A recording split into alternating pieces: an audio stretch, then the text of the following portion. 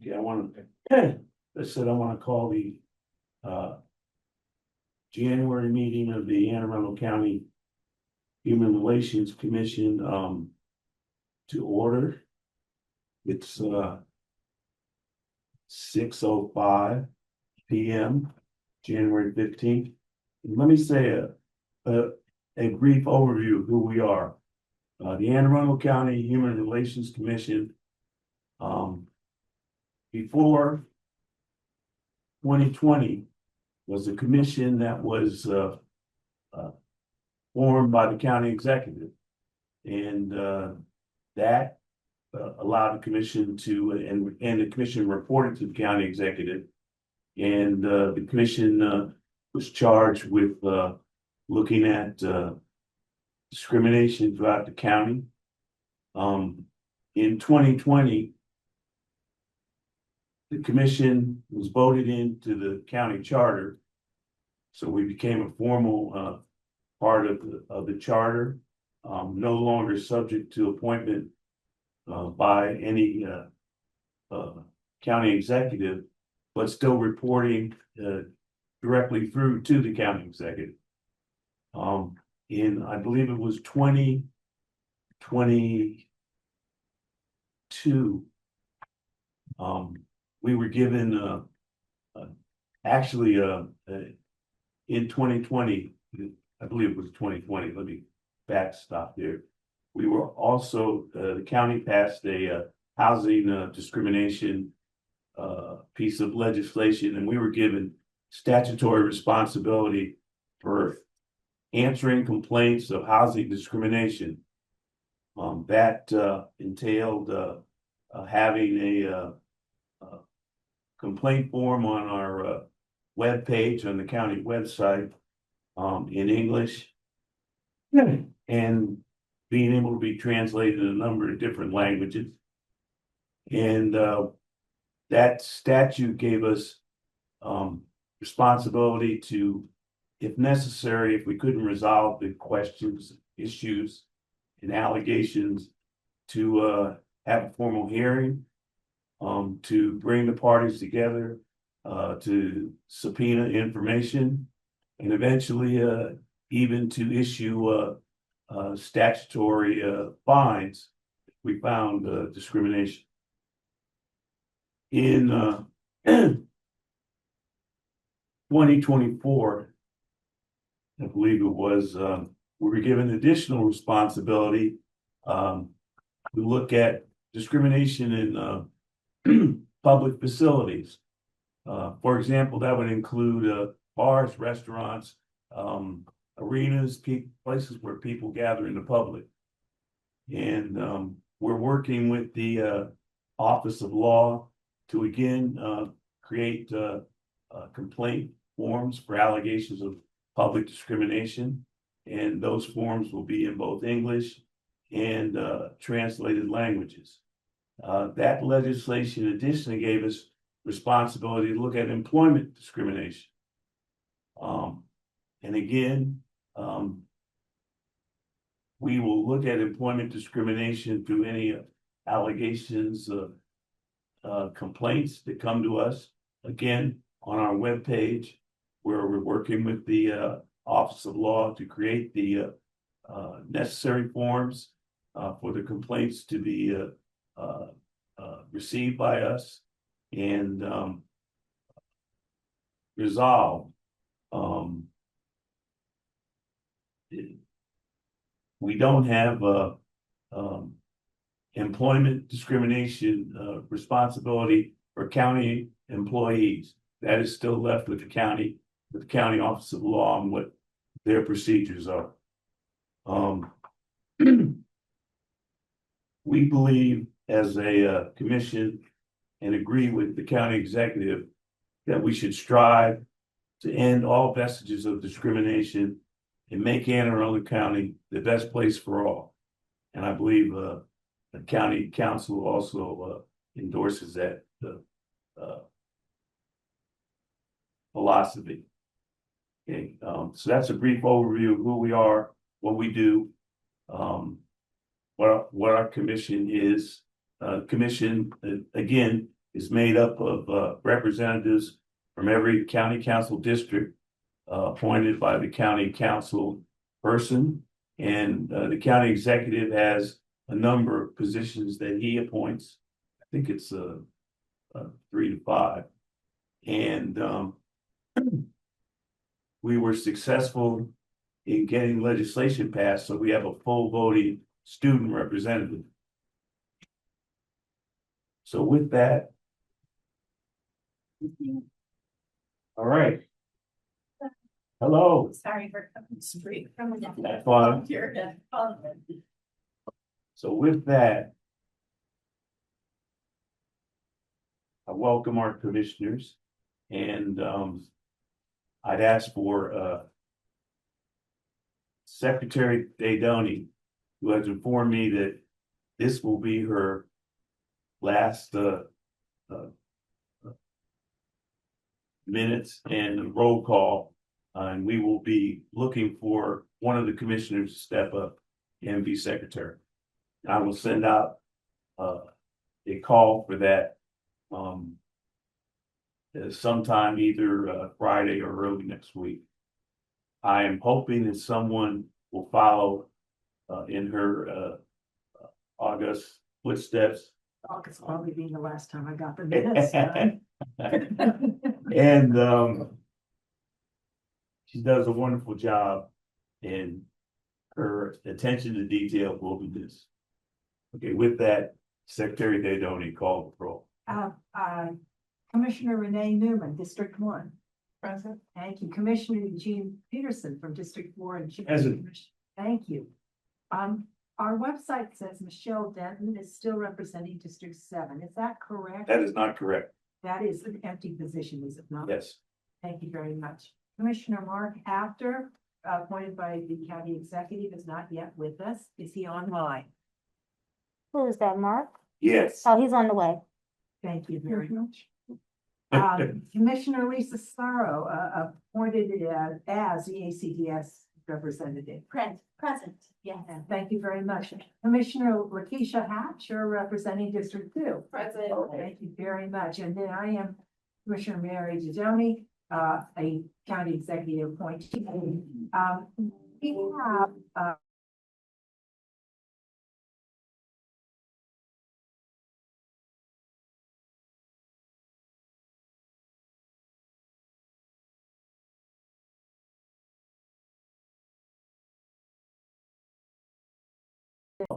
It's not happening.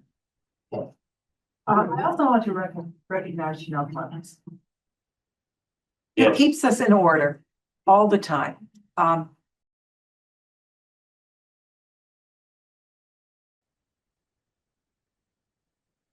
think I should also recognize that Claudia Allen, new to the Office of Equity and Human Relations, is with us.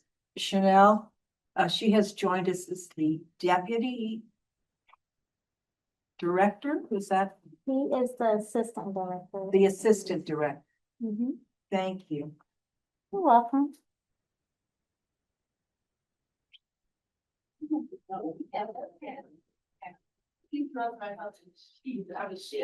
Back to you, Chairman Peterson.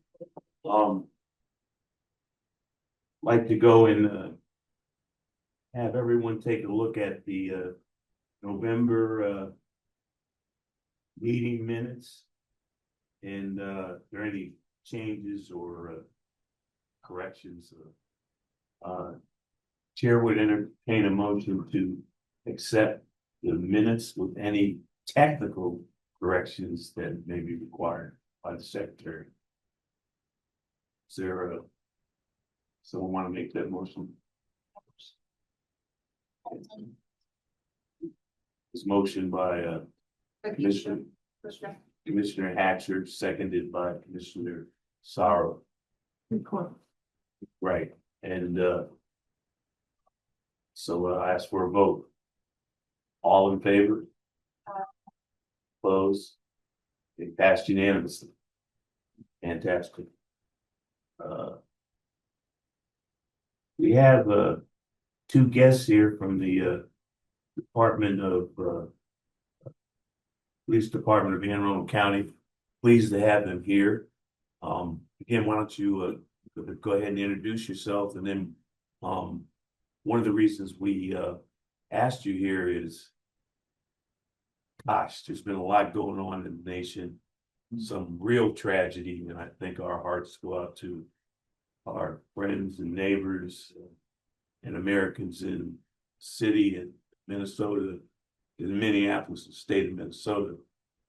And so when we saw that we were involved with an ICE shooting in Glen, Burnie, we wanted to have you come and tell us how Anne Arundel County Police Department works with ICE and the federal government, so that we don't see the kind of incidences that are going on in Minneapolis and Minnesota.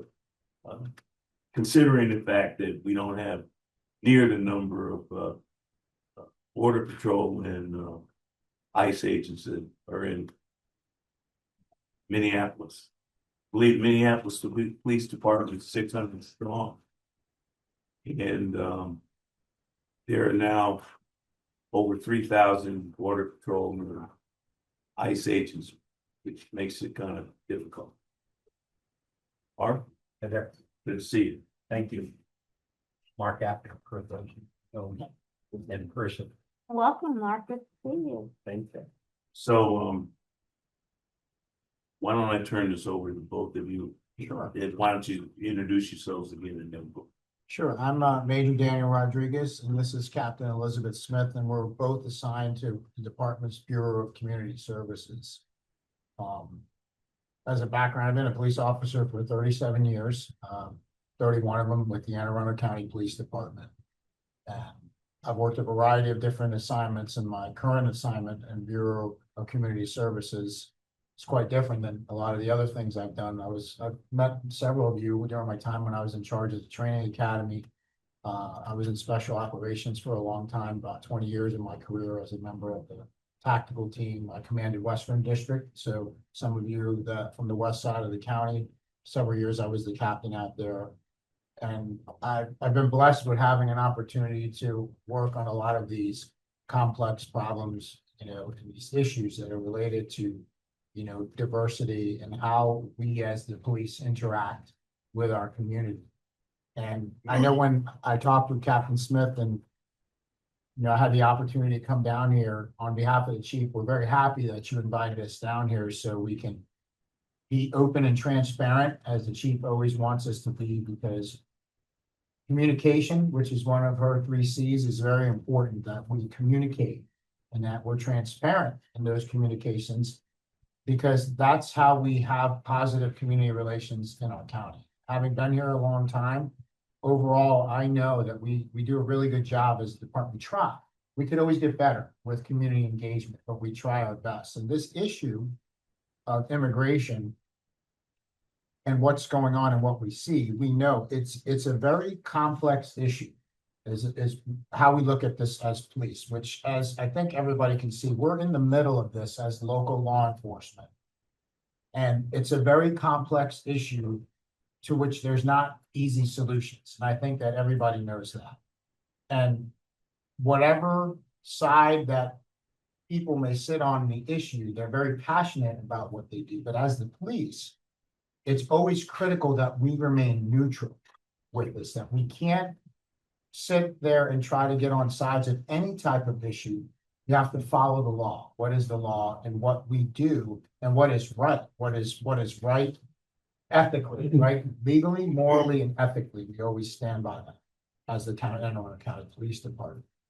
So with that being said, what we have with ICE and kind of a background of what the county police department's position stated is in our policy, we have publicly posted what our policy is, which is we do not cooperate with ICE in any manner as it relates to administrative warrants and related to immigration investigations. It's multifaceted. That's not our role as county police. We have no jurisdiction to do that. We don't want any jurisdiction to do that. We do participate, the county does, in the 287G program, which is at the detention center, and County Executive Pittman has spoken to that point. And how they utilize that to assist people that are in custody of ICE. He's spoken to that, and I don't want to speak on behalf of the county executive. For 287 names. I can't tell you exactly what that means, but that's the federal program which allows local law enforcement to assist ICE when we have people that are in custody, that they can do stuff related to administrative ICE warrants. And again, that's not any of our responsibility, and we don't have anything to do with that. That's why I don't want to sit here and try to talk about 287G, because we don't have anything to do with it. The people who would speak to that is our partners over at the detention center that would have knowledge of the program and how they either utilize it or don't utilize it. And as you know, there is some state legislation to stop Maryland law enforcement and correctional facilities from being able to use that. That's something that's currently in the legislature, which again, that we don't have anything to do with that, and we have no stated position as the police department, remaining content neutral on that. We have to get to what is our role as county police. And our role as county police is significantly different than what ICE's role is. And kind of what gets lost in some of what we see when we watch the news, and I'm not here to sit here and bash whatever the news might be saying, but I want to be factual with what information is. That ICE has lawful authority to perform law enforcement functions related to immigration. That is a fact. It is a fact that immigration violations are, depending on what the violation is, are violations of federal law, to which the Anne Arundel County Police have no jurisdiction to be involved with administrative ICE operations. So we do not cooperate or work with ICE as it relates to that function, because we're not going to get involved with that. But they do have authority to do that job. If we have a criminal event that occurs as a result of that, we do have authority and we will assist in criminal matters. But it's criminal matters that are related to where there's jurisdiction or responsibility for the county police. So the examples that we would give is if ICE agents are performing their lawful functions, we're not getting involved in that. But if ICE is in a neighborhood and they get into some sort of a situation where a crowd is developing and they are being attacked or assaulted by a crowd, we will respond to that because of multiple reasons. Number one, we have a community safety issue that now does affect us and our citizens. Or we may have a situation where they're being assaulted by crowds. We are going to come because that is a crime to assault people in the county, and we are going to come to assist for the nexus to the county, if that makes sense. We're not there to enforce ICE violations or immigration. So our policies are pretty clear. We do not utilize immigration status for anything that we do as the police department. If you're a victim of a crime, if you need police assistance, in no way are we concerned as the Anne Arundel County Police with what your immigration status is. Everyone who is a resident here and needs police service, or people who are visiting our county, our role is to provide service to them regardless of immigration status. That is the stated position of the police department. The chief has stated that. Chief Howard has stated that every time she has spoken publicly on this issue. And that's what we try to spread as her command staff and all of our supervisors and officers, that we're here to assist our community. And we've been engaging with our community prior to what we've seen recently, during this time, and we will be there for our community after that.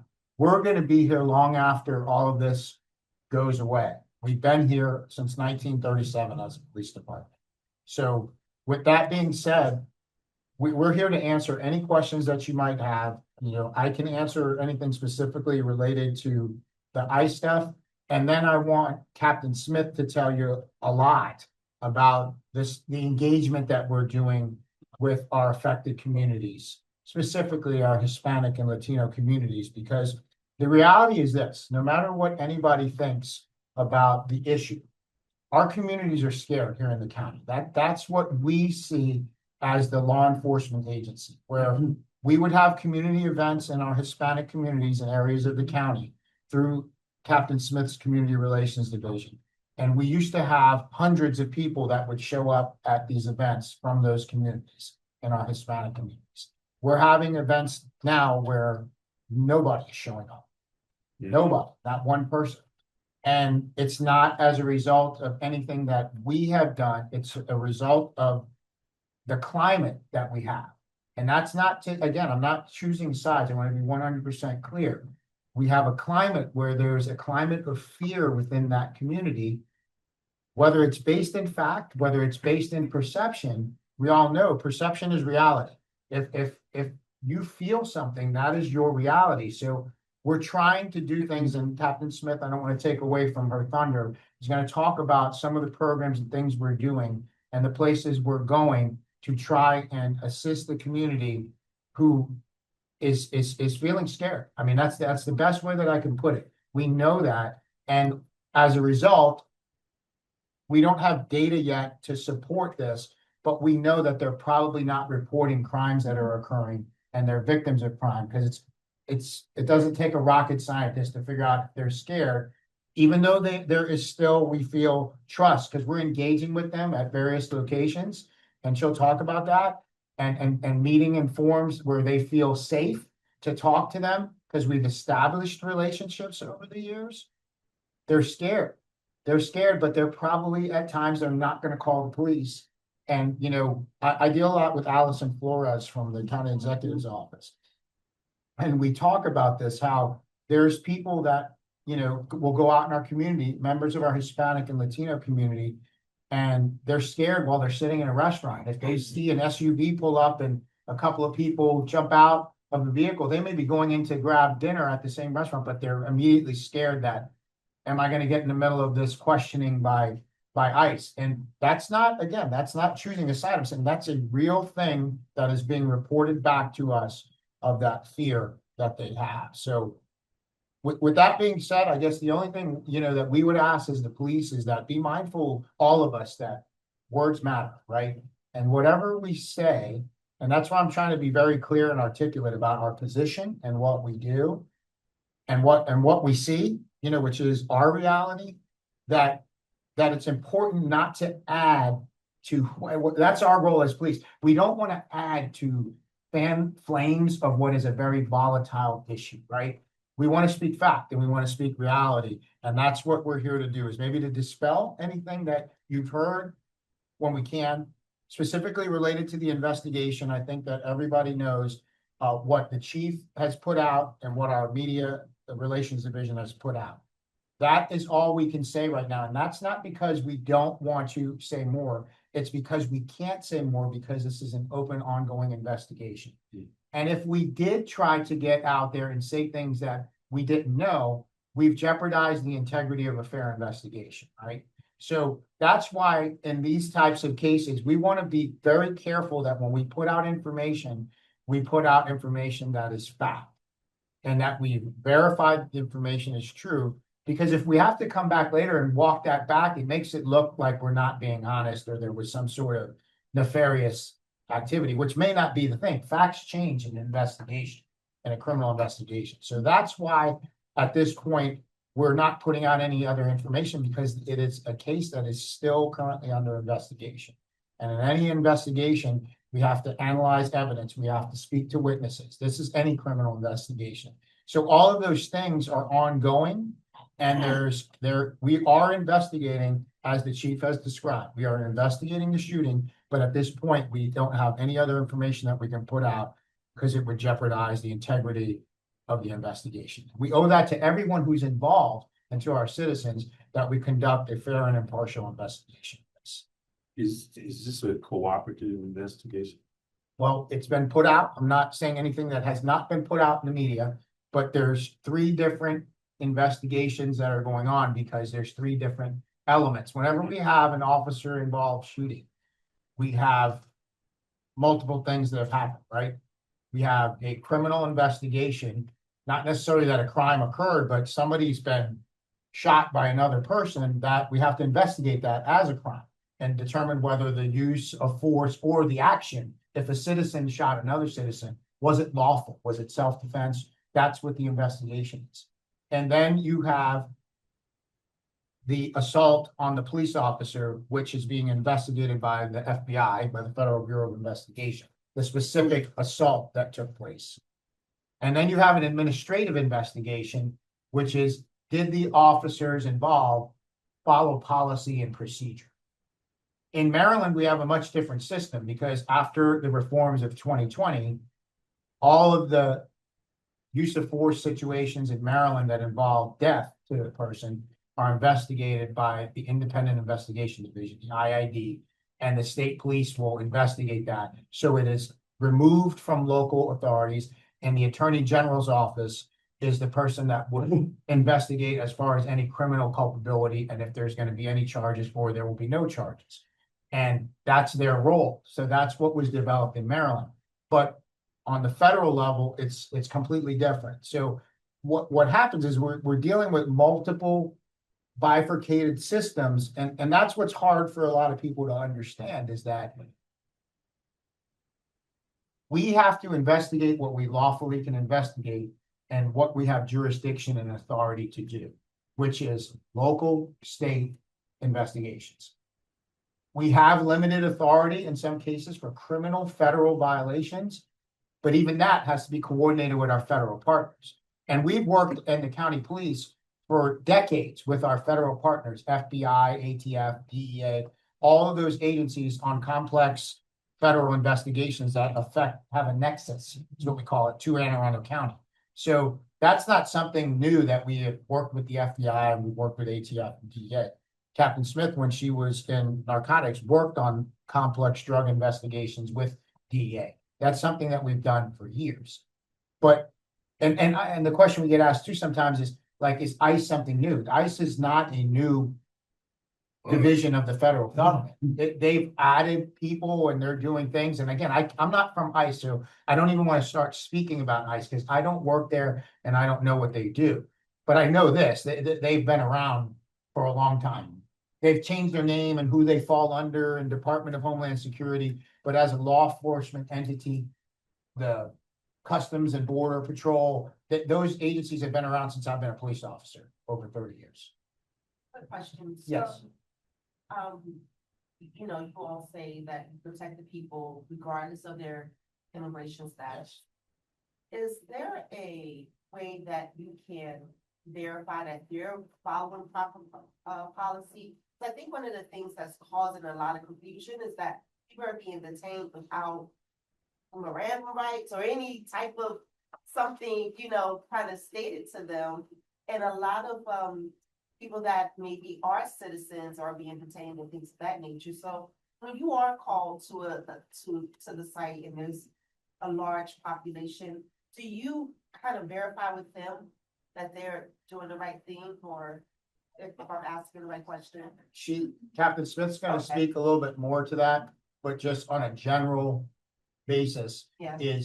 It's important to remember that what one might think that the police have no authority to stop you and they have to advise you of Miranda, understanding when Miranda applies and to custodial interrogations, things like that. The police are trained in that. So we know you don't often have to give someone Miranda rights, and to detain somebody when you have reasonable articulable suspicion, which is below the level of probable cause, you can make an investigative detention. These are all things that we know as police, but the general public may not know, and they think that. So that's why the cautionary tale, again, to not add to words matter, right? That if we say, yeah, the police were doing something, ICE was doing something they weren't supposed to, they may have had full legal authority to make that stop. Now, the tactics and the fashion, how they do that, that's what becomes the subject of debate in law enforcement. But once again, I don't work for ICE. I don't know what their training is, their lesson plans, how they teach their officers, right? But the truth is this, we have to call what we see in videos. That's not the way we train our police officers, and that's not how our police officers are trained to have. We're trained in a manner of de-escalation, and we're trained to sometimes if you can get somebody's tag number and you know who they are, let them go, because we want to, unless we have a violent felony, we can come back and get somebody later, a shoplifting suspect, right? We're not gonna turn this into a use of force incident, because that's dangerous for everybody that's involved. So that's not a criticism of ICE, because I don't know how they're trained, and we also don't know the factors of what that person did and why they're going after, right? We're listening to what we hear in reports, we're listening to what our constituents are telling us, but none of us really know, because none of us were there and we don't know the facts of the investigation. That's why, like, even with our case here in Anne Arundel County, it's very important that we gather the facts and get it right to what happened, so that our citizens can know that we did a proper, thorough investigation, and this is what we found out. But it's I would just say the cautionary tale is, we should be mindful that they could have had a lawful reason to make an investigative detention of something. I don't know the specific cases, but it's important to know that. But the eye test, that's what the chief always says. We watch stuff on TV and sometimes it doesn't look right, or the smell test. It doesn't kind of smell right. We can't, as human beings, look at some things we see sometimes like that kind of doesn't look right. I don't know all the facts, but it doesn't look right. But I always try to say, I try to stay back till I know all the facts. And when I know all the facts, that's when we can make a determination and say what was done was proper or what was done was improper. The problem is that you all don't get all the facts. It's true. And they're under no obligation lawfully to provide that to us. Now, in this investigation, there is cooperation. We are working to get towards the fact pattern of what happened. So, I can reassure everybody in this room that we are working together to get to the truth of what has happened in this case in Anne Arundel County. I'm not going to ever speak to what's going on in Minneapolis, what's going on in Portland, what's going on everywhere else, because all I see is what I see on TV. And I'll be very honest with you, I don't believe a lot of what I see on TV, whatever side that you're watching, because it's not all of the facts. It's a lot of times it's for entertainment and they're trying to pull in ratings. And I'm like, I know, because when incidents have happened in the county over our careers, hundreds of times I've heard inaccurate information about an event that happened in the county. And it's like, that is 100% not true of what's going on with this incident. But if people aren't getting facts, sometimes the media is going to report facts that a citizen may have told them, and is really not true. So that's why I said that the cautionary tale is words matter. We should only report what we know to be true based off of what we've seen, what we've seen with our own eyes, or what we know from fact, from evidence. Commissioner Michelson. Has the environment changed? You said, how long have we been working with ICE in this county? Maybe Well, again, 30 we do not work directly with ICE. I said ICE has been in existence, maybe if I wasn't clear, the entire time that I've been a police officer, but maybe in some other title as far as what their agency was called. Let me clarify, you said in this investigation, be honest with you, I don't know enough about it, so I can't say. But you said in this investigation, three parts. Yeah, we're working together with the FBI and Right. ICE on this. Has that environment changed?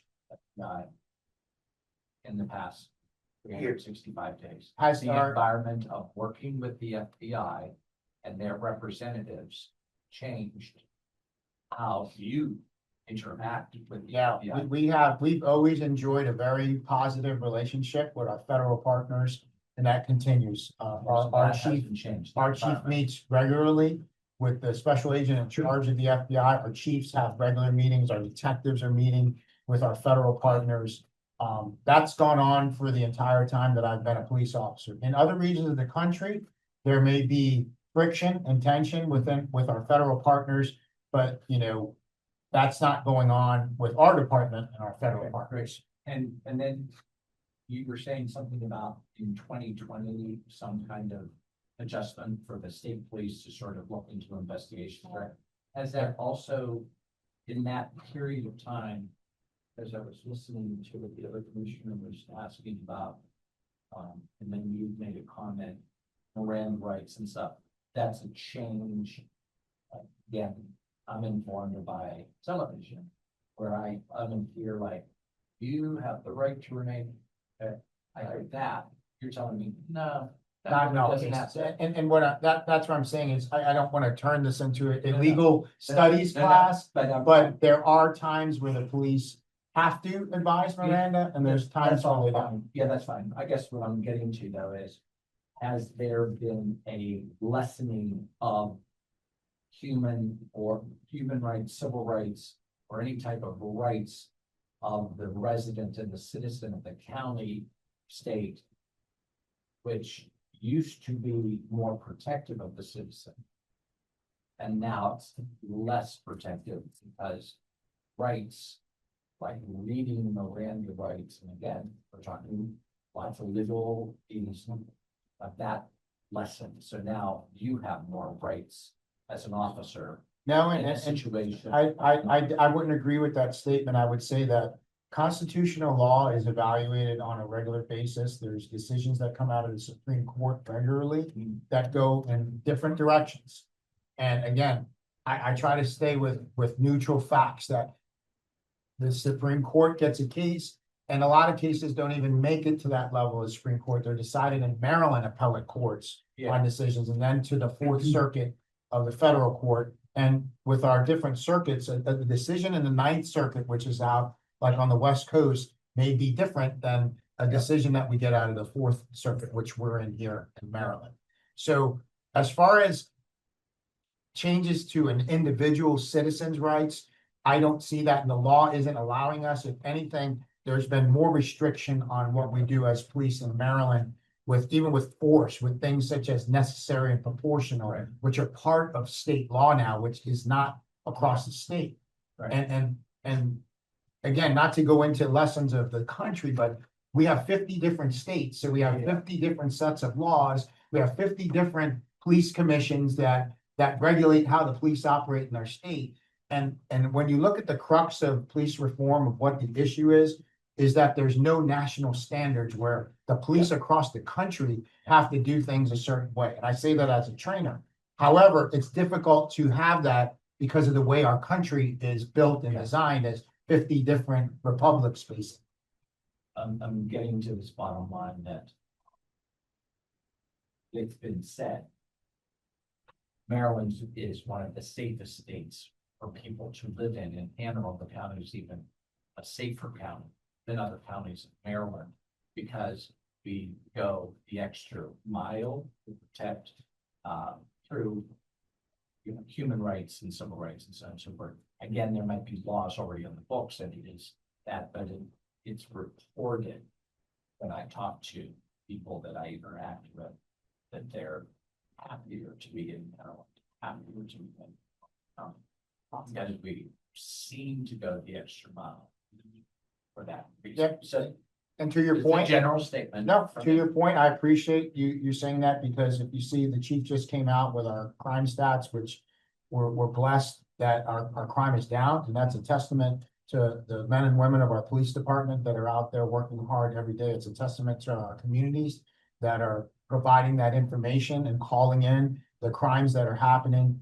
And it's historic lows with our crimes, and we also are continue to enjoy good community relations and engagement. And I always say we can always get better, because there are segments within our community where people feel that they're not getting the best level of service from the police. And we want to hear that. Not that we're doing everything right. We also want to hear when we're not doing things quite right. So that's an important thing for us. But for you to say that, I appreciate that. And I would say that our county strives to be a very safe place, and we strive to maintain good, positive relations with our community. Thank you for taking time. I have a question, but I also did want to say, in terms of Supreme Court law, there was a Supreme Court decision that in September of 2025, the Kavanaugh stops, which Justice Kavanaugh issued the order at the Supreme Court level that said, essentially, it's fine to stop and detain individuals based on their perceived ethnic status, the job that they do, where they're going, what car they might be in. So that was an expansion of federal law enforcement Federal law. rights, yeah. I don't think we're doing that locally, No. and I 1,000% agree with David's Stop. comments. Stop to your point, and I'll try to keep it short. Our department does not do anything to discriminate and utilize racial profiling in any facet of what we do as law enforcement. It's against the law, number one, in the state of Maryland. So, and it's against our policies and procedures, and we would never do anything in that fashion. We would not use race, somebody's color, anything like that to, as a factor in any of our enforcement or investigative activity. Yeah, we're lacking debate.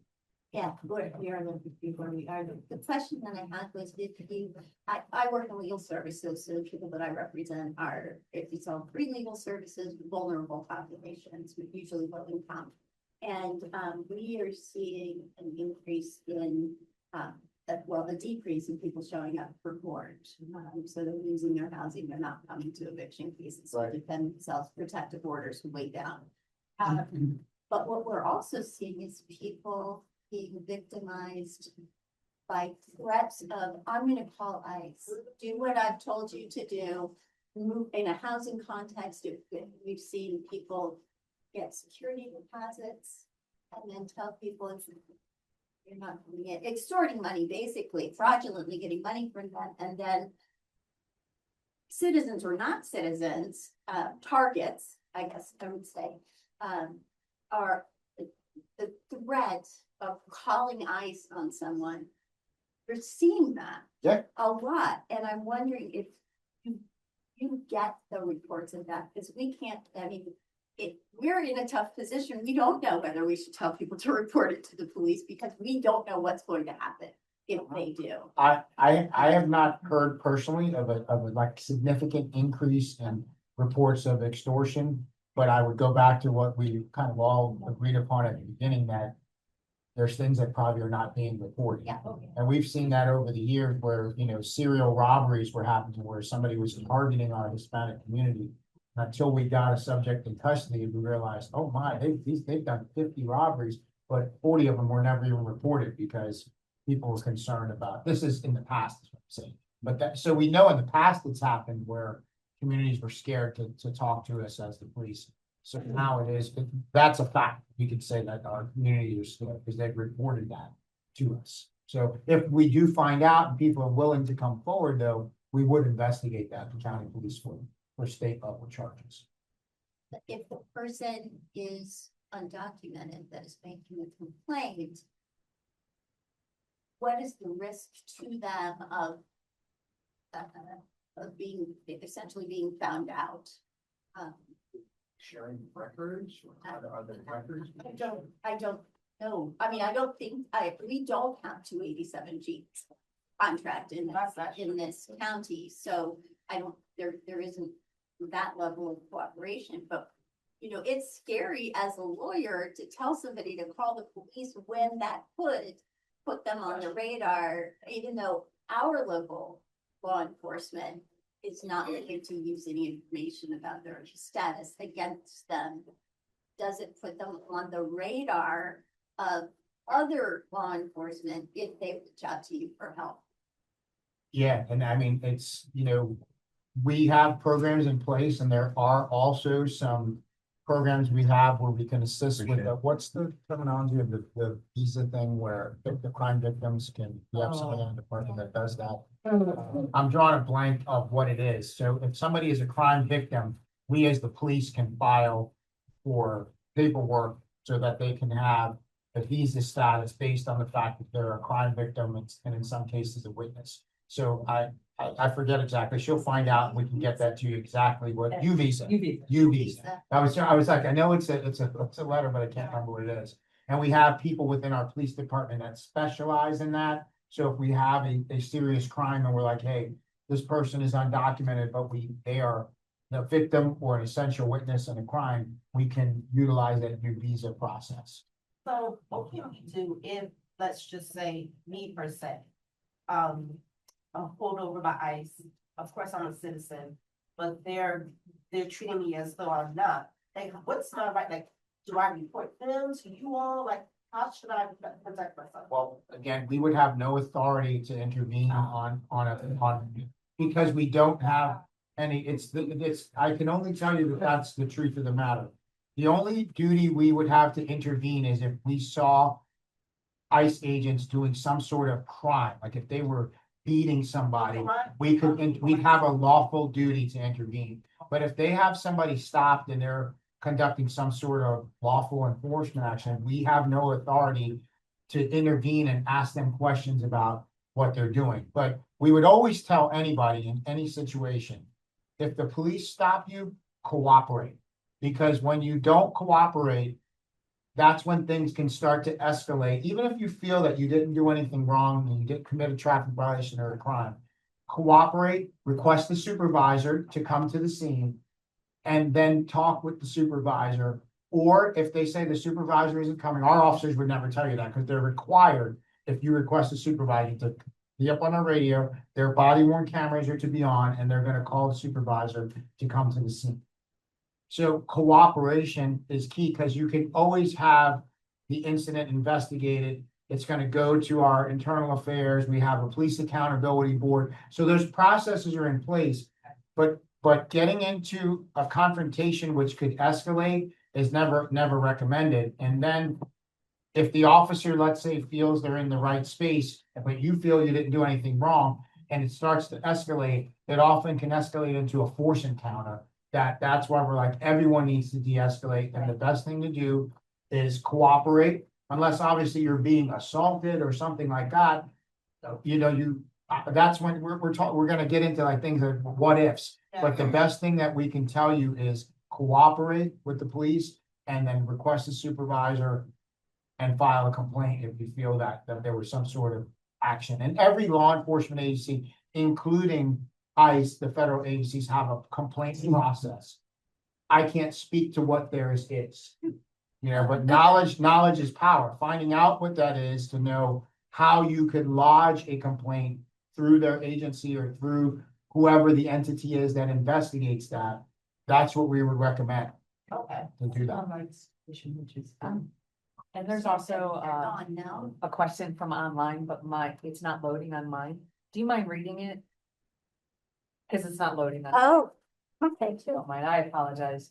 Yeah. It's another in relation to ICE and The question is, how can people tell whether someone is actually an ICE agent or not? Yeah. And she said, I what can answer if, that while you're, yeah, she said, what if they are just criminal-minded people or kidnappers? They have that. What advice is there for situations like this? so they do definitely have to identify themselves as a law enforcement entity of some sort. I can tell you for Anne Arundel County Police, most of the time what you're gonna see is what I look like right now. You're gonna see this light blue with the striped pants. Mhm. This is what our patrol officers wear. So if there's any confusion about, are they ICE, are they us? That this is mostly what you're gonna see for us.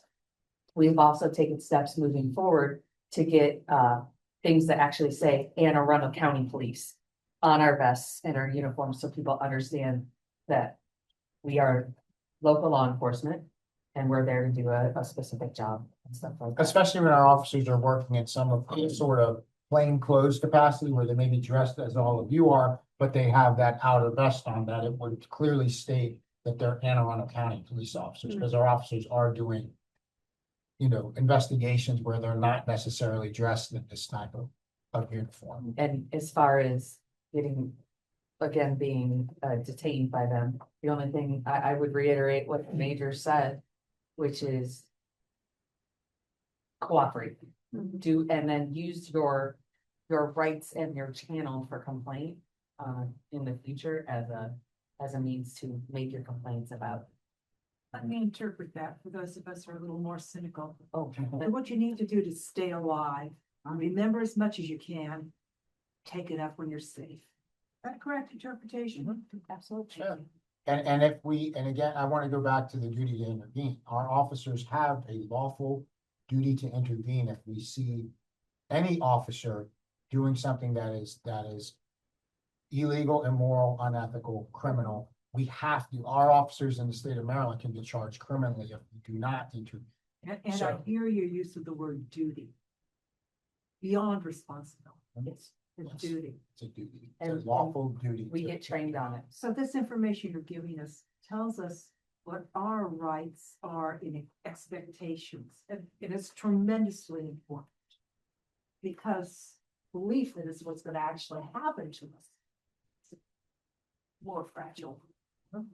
But you are telling us what we can then use when we end up. For our survivors that have gone.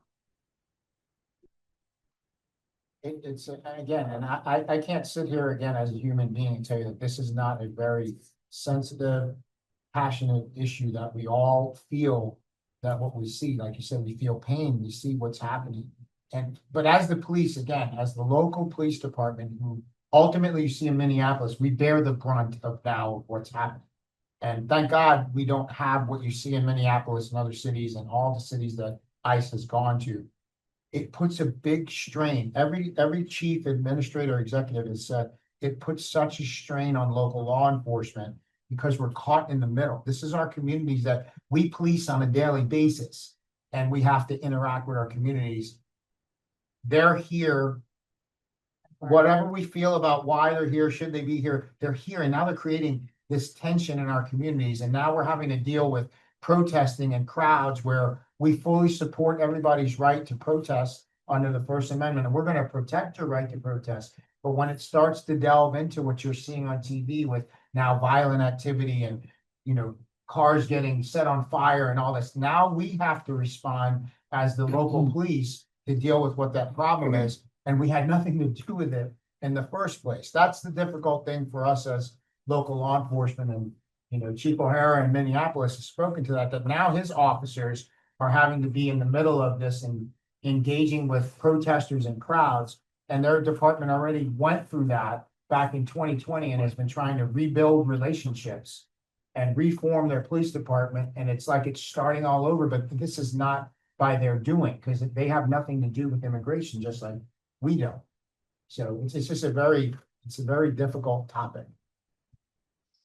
You started to answer what my question is gonna be, I think, by saying that you're gonna have clear identification that you are Anne Arundel County Police. Yep. And I think, when you have kids and kids are in danger, I always said, find a mom, find somebody with kids, find a mom, that's who's gonna help you. I think that identifying local police, if there is some of this activity that's going on, like is going on in Minneapolis, to try and figure out who's the good guy, who can help, or who is gonna protect us. I think that would be really helpful. If you're between the two, federal and local, we're coming to you. Yeah. But are there other measures being put in place to allow our local law enforcement essentially to protect the residents from wrongful activity of federal law enforcement? Yeah, again, I want to reiterate again back to the whole duty to intervene.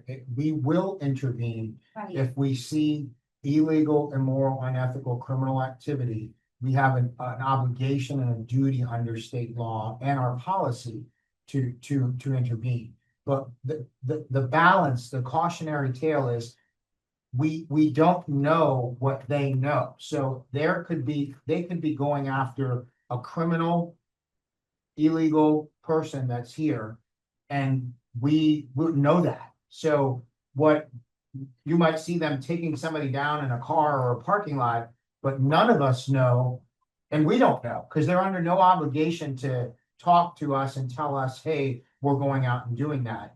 And the climate is difficult, where in certain cities, they could be getting compromised, where people would be giving information because of their viewpoint on the issue. So it's a very complex issue. And there's some reasoning as to why sometimes they're not going to tell local law enforcement what's going on. Because it's one of these issues that is creating a lot of unintended consequences and issues. So, but we will intervene. To answer your question, if something criminal or illegal is happening, we will intervene. Right, and I believe that, my question is more, circumstances have changed. I'm quite sure that local law enforcement has not in the past been in a position where they need to be thinking, how are we gonna know whether we're on the same side with federal law enforcement? And so that's really where my question is are there steps that are being taken that you can share anyway that would reassure the community that you're taking into account that, not all law enforcement right now is the good guys. Unfortunately, and I'm not trying to make that, or possibly, I'm not making a blanket statement that this is bad, but or that any law enforcement group is bad, but I think the community needs to know that our local law enforcement recognizes that there's a big risk of harm coming from our federal government right now.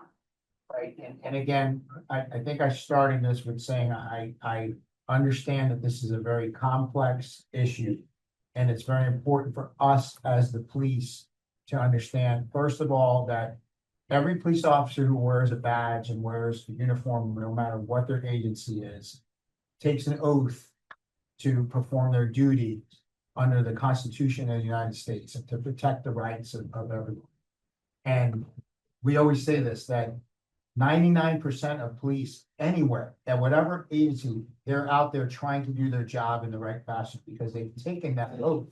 But there is a percentage of officers that we know that don't do their job the correct way, and they do illegal things, violations of policy and criminal activity. And any police officer worth their weight, I don't want to be associated with any of those police officers. Our department has had to charge our officers, our own officers, with crimes in the past, and it's very unfortunate, and it's embarrassing, and it puts a stain on the badge, right?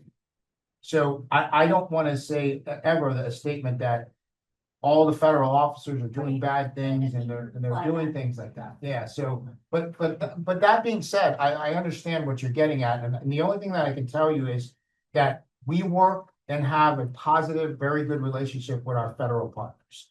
We've enjoyed it in this area for many, many years. And we don't want to look at other areas and cities around the country. We want to look at what goes on here. And back to what I told you, our chiefs and our deputy chiefs have regular meetings with not just our federal partners, with our allied partners from Baltimore City, Baltimore County, Howard County.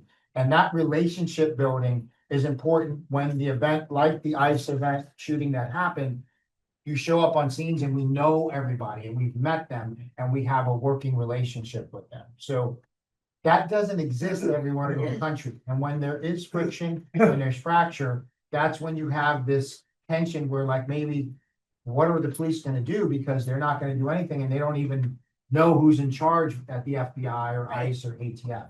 That's not how it is here in this region. I can promise you that. We work very well with our allied partners. I'd like to, this is a very good discussion, but we have Captain Smith here, and I think you need to turn to Captain Smith. Absolutely. But we really appreciate. So that's why we said, and I'll leave it at this, and then I'll step away. I'm actually gonna have to go and I'll turn it over to Captain Smith. But we are willing to, if you want to set up a separate Zoom, and we don't have to all come here, we can put as many people as we want and have a discussion to kind of continue to kind of talk about these issues. Because the only way we're going to get to any positive solution is by engaging and talking with each other, right? That's everybody. That's a Has to be at the table. good suggestion. Are you looking might at that do. now? It's all done, we try to pick up the pieces. I would say we should have been doing it beforehand. We need to be doing it now, and Right we now. need to do it afterwards. Continuous. process. Yes. It's good to see. Absolutely. All right. So thank you for having me. No, thank you. And I hope it was informative. I know it's not comfortable. It's not comfortable for us because I told you, local law enforcement is placed into the middle of this whole thing. And we didn't ask for it. The chief No. always says that. We didn't ask to be placed into the middle of. If you think about it, this is our brother and sister law enforcement officers, and we're now in this uneasy, what are you doing? what are we doing? And it's also your home. It's our home, we live Yeah, here, You know, you haven't come here before, Right. and so we do. get it. And it fractures that, and Yeah. she'll talk about it as I step away. We do, and we put so much investment and for it to be drawn back it's just not good for us. Cause now we're gonna have to rebuild all this. And Again. trust. And it was not that we did something in the community that we have to atone for, right? Now we have to step up and say, we didn't do the right thing. We had nothing to do with anything related to immigration and now thrust it. Our old scars not related to immigration necessarily, are largely related to race. They go back generations in Anne Arundel. In the United States. Those It's scars. Oh, it's more than ripping off scabs, it's opening. Yeah. Those scarred areas, and you're going to have to face that. The distrust. Yeah. Is. It's historical. And it is. Partially healed. Now it's not safe. To trust in me. I know you know that. Yeah. And I think everybody knows this, then, so I'll be quiet and get out of here. I was out there on the street as the district captain in Western in 2020. And we marched with our citizens. We prayed with our citizens. I worked directly with then Bishop Palmer, now Apostle Palmer, you know, call him right now on my phone and he'll pick up. That we built that relationship. We had that relationship, but I had to call in those, right? I had to make those withdrawals because we were not in the better space. Even though we had good relationship, the national, we saw the same thing here in Canada. Like you said, those old wounds, there's a history here, right? I wrote So- Leroy Perry at Yeah. the top of my page. Hmm. He was killed in what, 54 something? But we work together, and that's what I'm saying. And so even though we might have to draw back and there's tension, we promise you, we will always be here. Long after her and I are gone, the Anne Arundel County Police Department, no matter who's sitting in these chairs, we are here for the community and we're always working in conjunction with our community. It's our mission statement.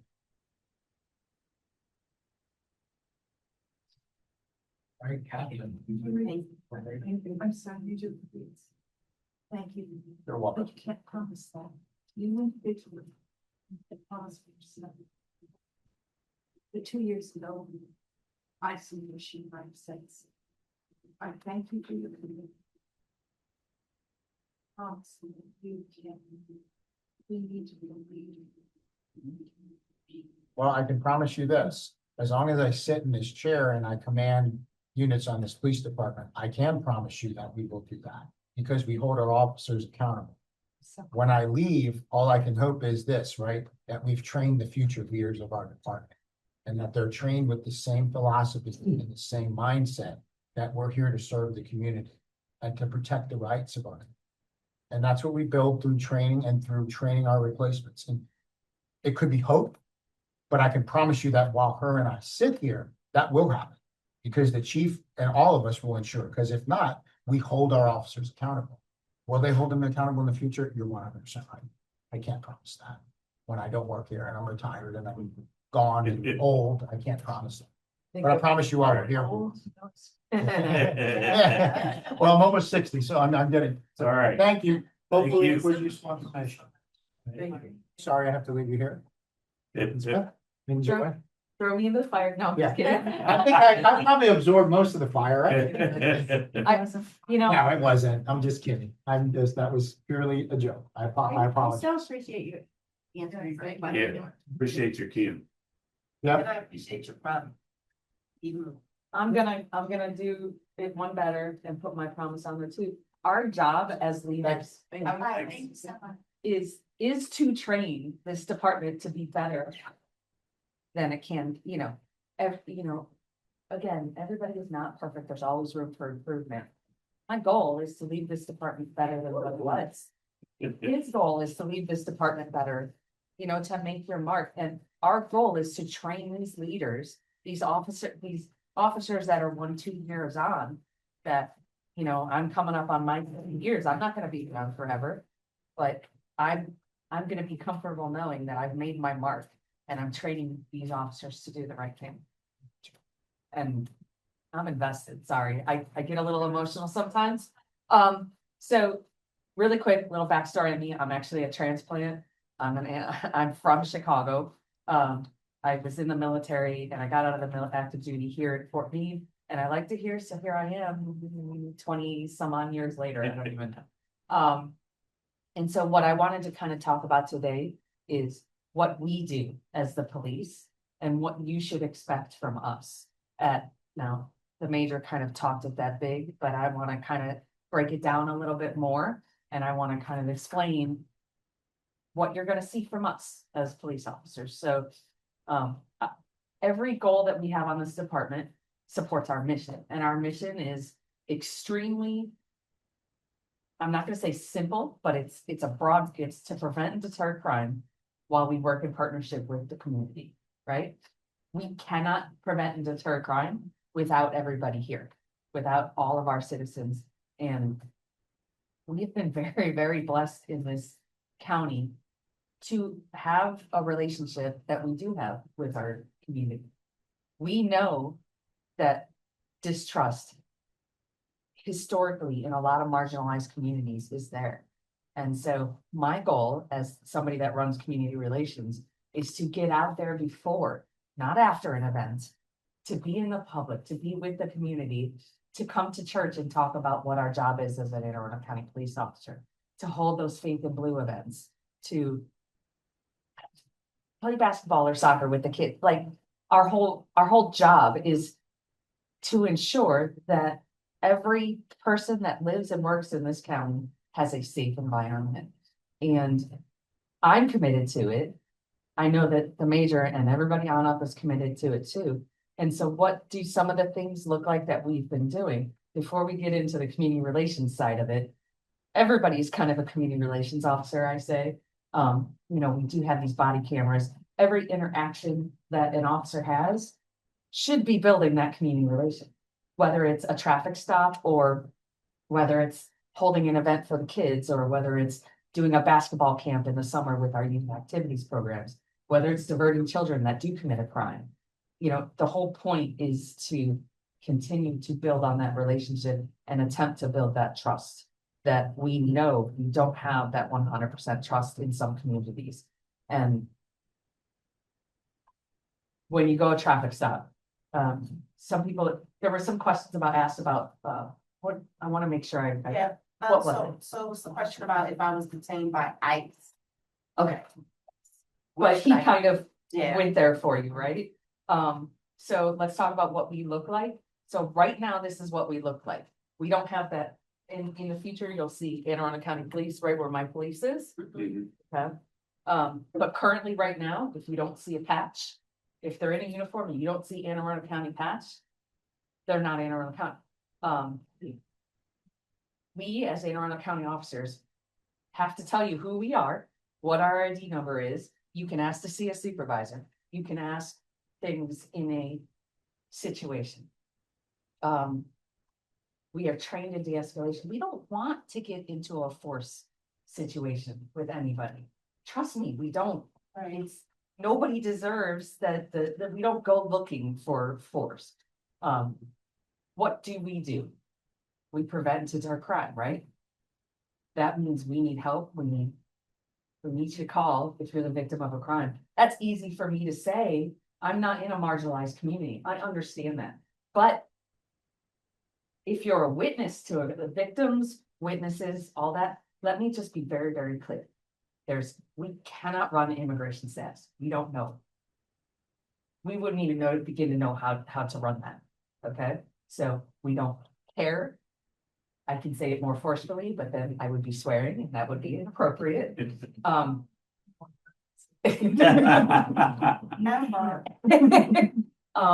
So I don't even know if an officer would begin to even know how to do that kind of thing. There's a lot of people that are scared. They won't be witnesses. You can remain anonymous. Call Crime Stoppers. You can call 911 and remain anonymous. You don't have to give your name if you have witnessed a criminal act. But also, we were talking about like the U visa earlier. If those forms are submitted, like, there's a way where, like, if you're the victim or witness of a crime, you can't be deported. Look it up. No, I believe, no, that is what the law says. Yes.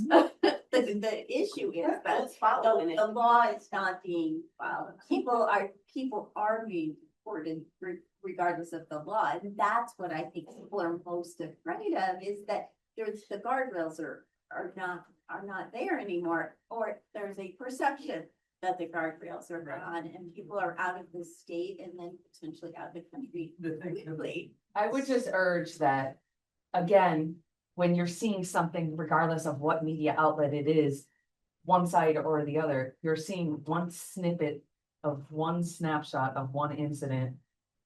I'm not saying they're not accurate, and I know that you deal with a lot of people that come to you. We have actually, and this might help you out a little bit, let me talk to you about our new community relations person. I hired, not I, but the department hired, we selected a lady named Camila. She was trilingual, speaks Portuguese, Spanish, and English. I am blown away by how intelligent she is. I can't even say more than hi in another language, you know?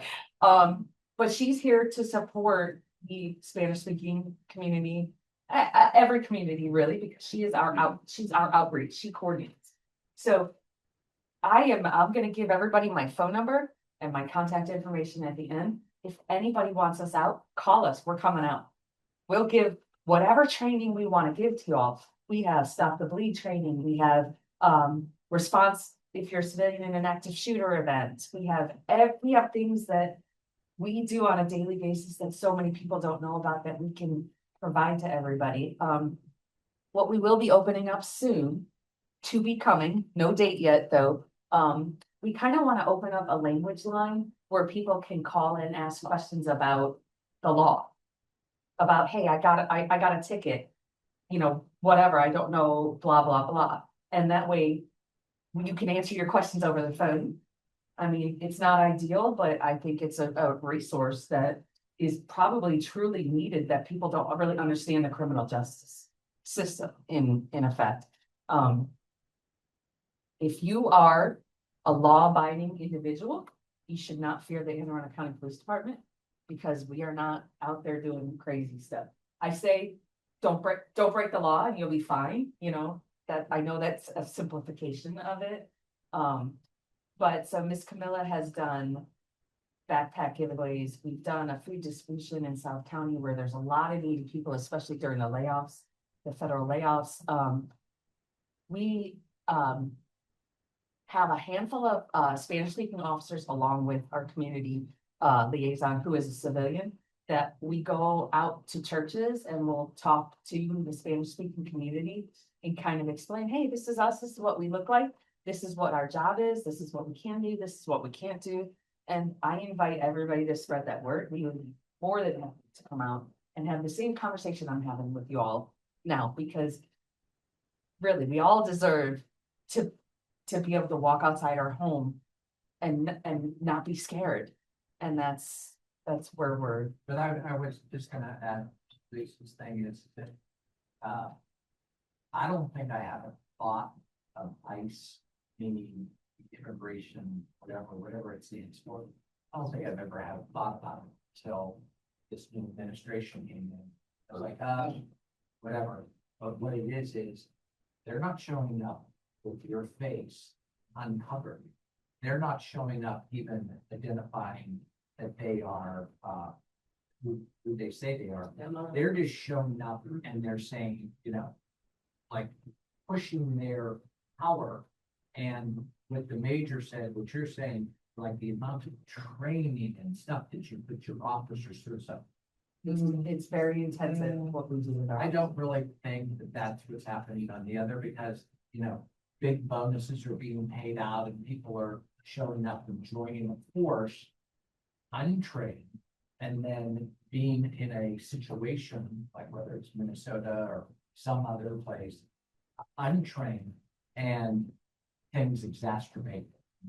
And so that's why I said about how much safer I feel here because I just feel, I mean, I know that they said you can't do this, but I feel like I could call 911 and at least Atlas or Enron, maybe will show up to de-escalate the situation, possibly.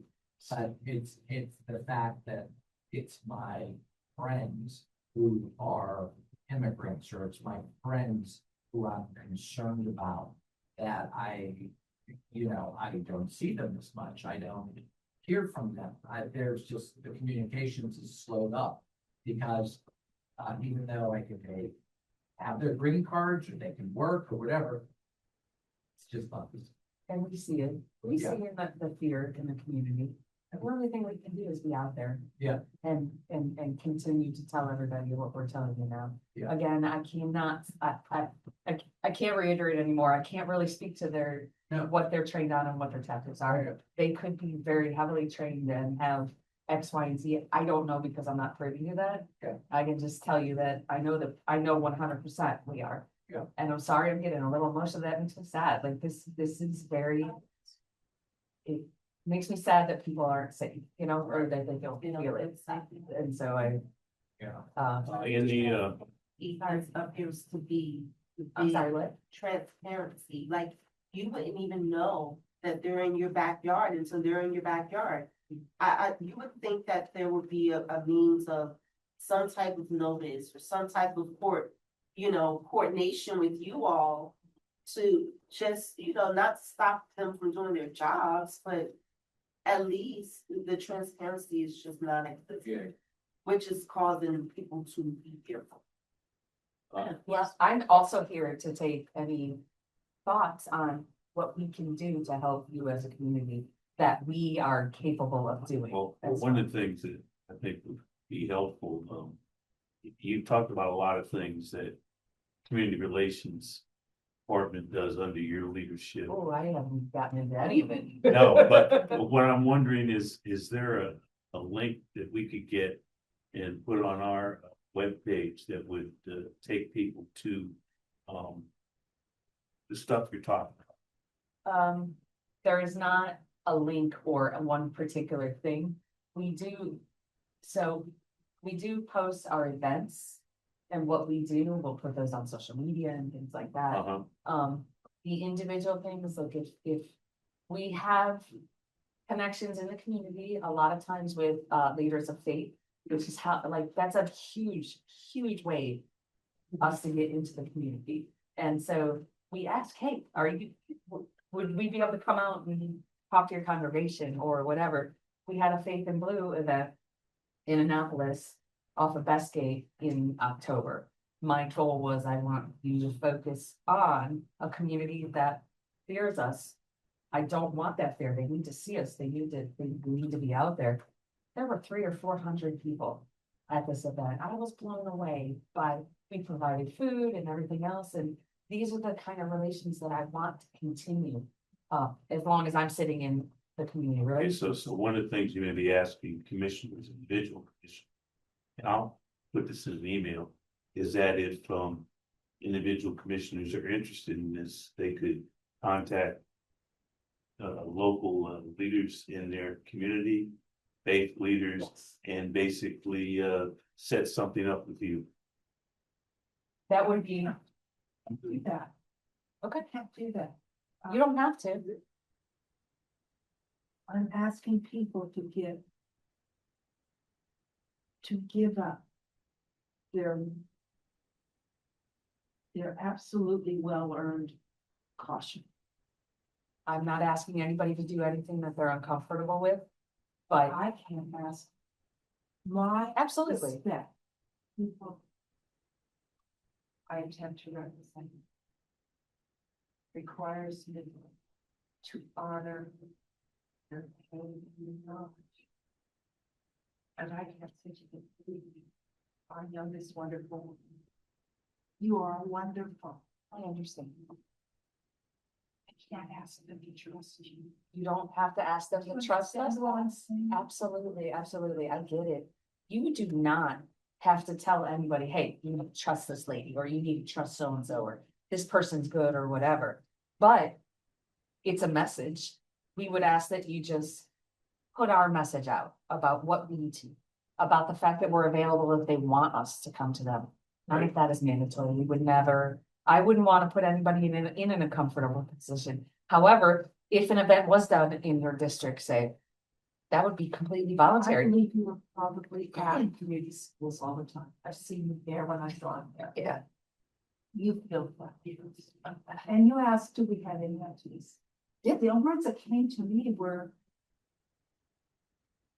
trauma-informed community relations. I know you understand trauma-informed policing. We actually have those types of classes. We have them. We have what to do on a traffic stop in both English and Spanish. No, We are have, you, oh, yeah, well, we do, how so, do you sit with the pain that my black and brown beloveds live in and that I am served? How can you carry that?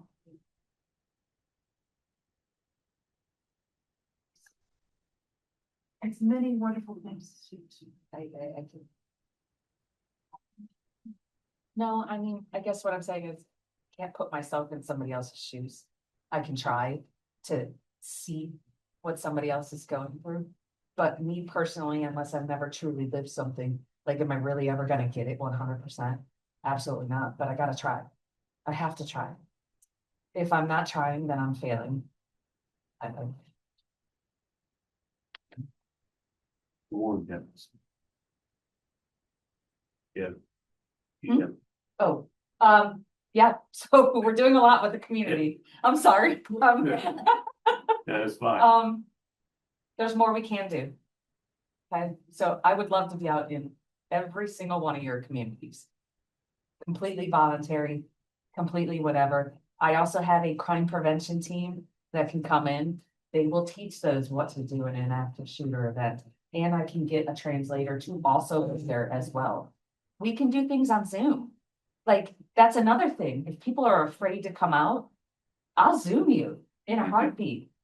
I will do that in a heartbeat. I know our district commanders will do it in a heartbeat. I want to make sure that our community, specifically our more marginalized communities, get the same resources that everybody else gets. And if they don't, I want to know what they are and how I can fix that problem. Because each and every person deserves the same response from me that you're gonna, so, I want to give you my contact information. Hopefully you guys can hear me. It's, my direct, phone number is 410-222-8995. There are a myriad of classes and community events that we can try to have. Food giveaways, backpack giveaways, coat drives, anything that would try to get us there before a significant event, because that's my goal. Be present before, not after, because after doesn't help anybody. Before helps it. Before is where that trust is going to get built. First initial. Oh, Elizabeth, Liz. And then my email is P as in Paul 91645 P91645 at AACo.org. AA. County.org. We talked a lot today, didn't we? I'm so sorry. I know, but it's an important topic. And Appreciate it. I'm here for any suggestions, thoughts, or ideas. That anybody has or. What, do we have, you guys have statistics? You know, is there, so. Predilection that. No, that. ICE just came out of nowhere.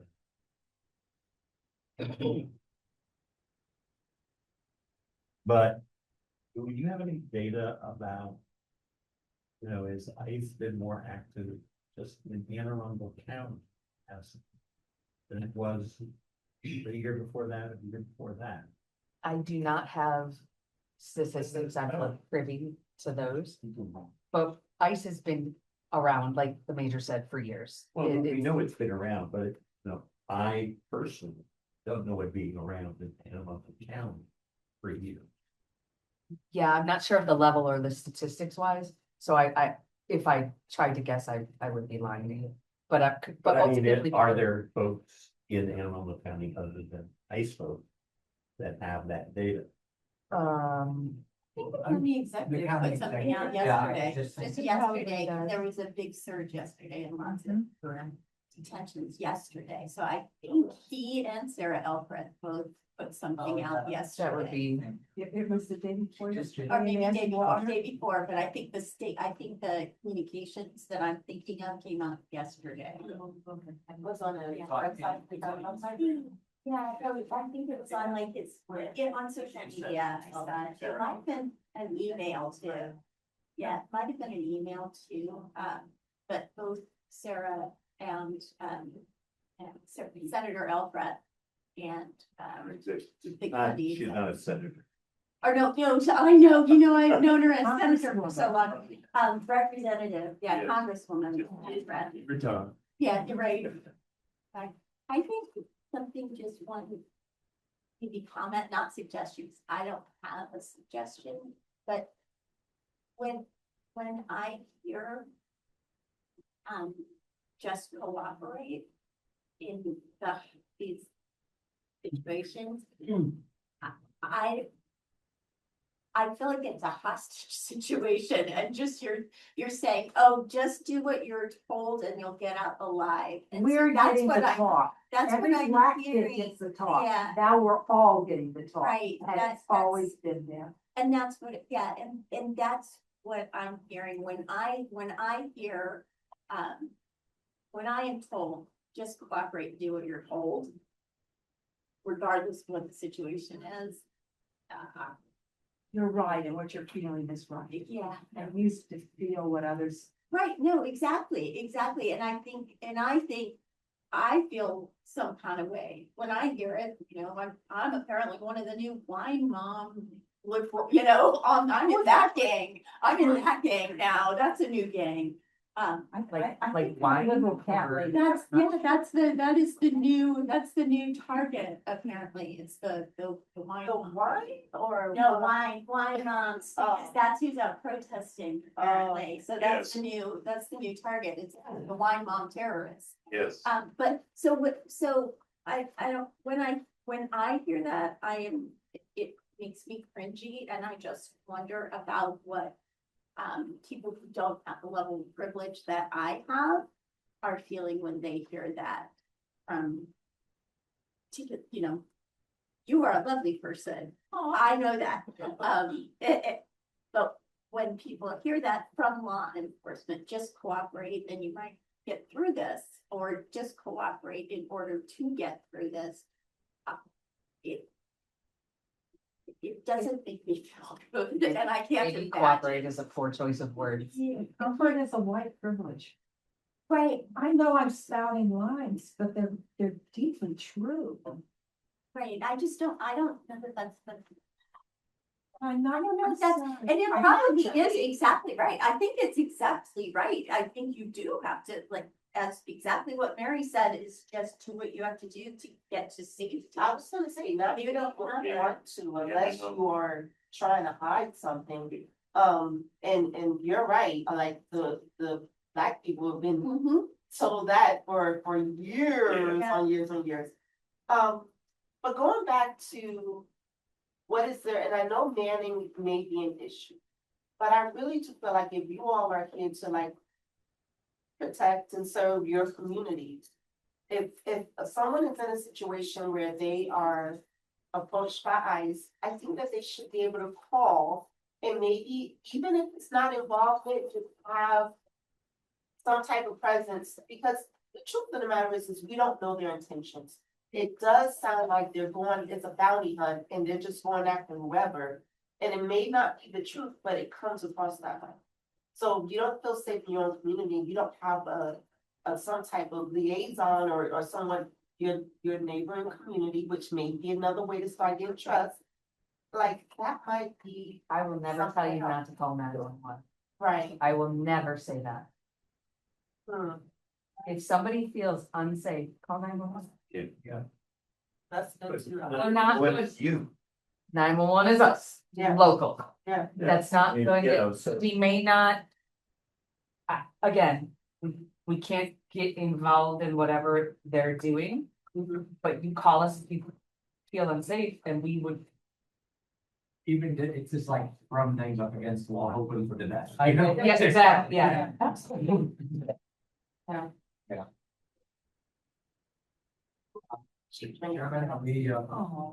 everybody feeling? Yeah, I agree. There aren't any more, questions, comments, want to thank Capt. Smith. I wish I could give you that, I wish I could. And I will remind everybody that she threw out a challenge to the commission, which is talk to your community. Yeah. We're available. We'll come out and we'll interact. And we'll tell you what we can, can't do, and we'll tell you how Anne Arundel County Police support the community. And also, Chairman, I think that Captain Smith, I'd love to investigate this further, is how to maybe link a few of the definitions of the different courses or classes that you do teach or would use in the community so that our human relations commission can be supportive. Why don't I provide that via email to you, Sure, if you don't mind? I that's can great, list out the classes and basically give you a 1 or 2 sentence, this is what this class covers. great. Right. And know that we have the capability to do it bilingually. Yeah, and somehow we have a statement on our site that we have had you as guests and we support and you're there. You know what I'm saying? So that it's sort of a general statement. Yeah, we could put that together. Yeah. Once we get it ready. Yeah, I appreciate it. This crisis response.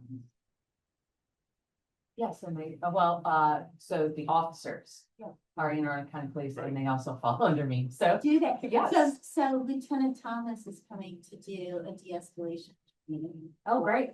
For my office, we've got like 40 something people with That works Dr. for me. Nikki. Yeah. Yeah, with Dr. Nikki and, we're thrilled he's coming to do it. It's not gonna, I mean, it's 4 hours that he's giving us and I'm just.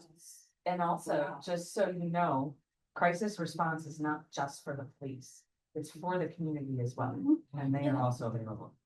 Yeah, Uh, we're a batch of lawyers and, our support staff, and when we started, the reason why I asked him to come was 3 or 4 months ago when our lawyers had escalation between a landlord and a tenant and a lawyer, and she was like, I need, I think it would be a good idea. So I started working with him, and now we're 3 months later, 4 months later, and what a different connotation having de-escalation training has now than it did then. This is not just how do you bring a landlord and a tenant back down? That we're so happy to have it. Thank you. Yes. Thank you for putting them out there in the community for us. I only steer the ship. Yeah. That's all I do. Oh, no. Again, really appreciate you Thank you. and Major Rodriguez. Sorry, we monopolized basically your entire. No, that's fine. Um, And Yeah. this is something that's Get hold of my daughter. Yeah. Um, all right. but call me at that number I gave you guys, or email me at any time. And Sure. also, if you want to set up a follow-up Zoom for anything, obviously there are still some concerns and questions. We're more than Okay. happy. Thank you so much. Yes. Thank you. Sorry. Appreciate it. Stay warm. Yeah, I don't think, I'm from Chicago, this is nothing. That's why I'm calling you. Is that a vote? It is, this is outer, so what normally officers used to wear under their clothes, you see a lot of them wearing this right now. It's just an outer vest carrier, so it's a little bit more comfortable when an officer has to go to the station and, okay, now they gotta write a report and do whatever. They can take this off in the station, and then when they're done, they put it back on and they go out. It's the same thing as what was the under the shirt carrier. All right. I noticed you're wearing the video Yep. sound recorders and very. It's not recording right now. You're supposed to turn it on and then that part too. When it's on, That's does it new and make thank you. little, noise? Yeah, every minute or so you'll hear dee dee.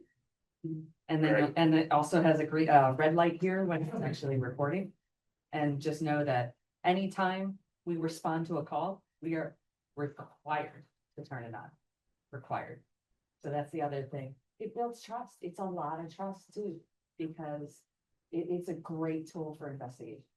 Yes, Accountability. Yeah, all right. Thank you all. No, thank you. Thank you. Stay warm. Yes. I have wanted the class to stop since you walked in.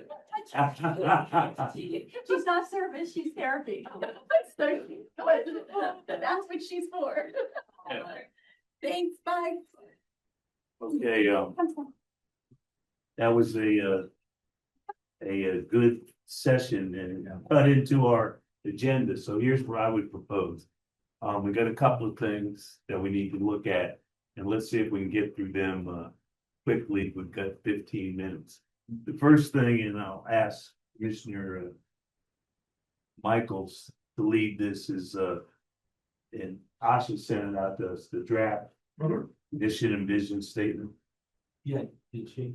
You might explain that those that weren't part of the executive committee, what this is. So, I don't have it in front of me, but what it is we were charged with coming up with a strategic plan.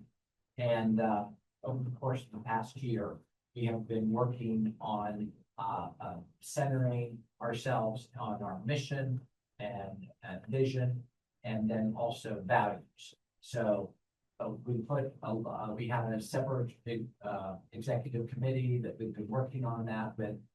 We've had a lot of input from all various different kinds of strategic plans around the country. We looked at them and we finalized the strategic plan last week in the executive committee to be presented Right. today. Today, We Right. finalized the mission, vision, and mission.